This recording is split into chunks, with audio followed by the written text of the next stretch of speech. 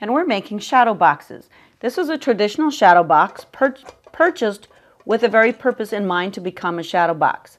The first thing you want to do is take the back off of your shadow box, and in this case, because this shadow box does not have a hanger of its own, you'll need to want to take a picture hanger and attach it to the top, whichever is going to be the top of your shadow box. Mine is going to hang this way, so I want to attach my picture hanger to the back. What I'm going to put in this one, I call this one Sand and Sea. When we were in Okinawa, I found a lot of beautiful shells on the beach, and I've never had an opportunity to display them. So I thought I would like to find a unique way to display these shells that came from Okinawa. So the first thing I did was to take scrapbooking paper that looks like water and cut it to fit the back of my shadow box. So you cut it to fit, and then you can either use spray adhesive or good old Elmer's glue and glue it on. And then I thought, what could I use to make it look like sand?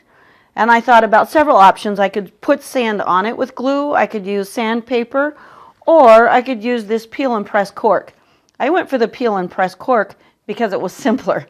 And I just cut kind of a wavy edge with it, and then you peel off the back and stick it on. So now I kind of have an ocean and sand effect. And then I have photographs of the ocean too. If you have a favorite photograph of a trip you've taken to the ocean, you can always put your photograph on like this. Something that I like to do with my photographs is to take plain corrugated cardboard, cut it a little bit smaller than my picture, and glue the picture on, and then put it on my back, and that gives your picture a 3D effect. And then it's just a matter of laying out my seashells in a pleasing array.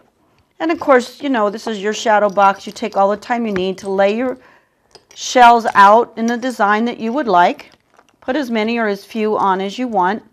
Let the glue sit until it's completely dry, and then you're ready to put it back together. And so you simply slip the back of your shadow box into your shadow box. I haven't glued this on, but you have the idea. And then there you have it, a Sand and Sea shadow box of your very own design.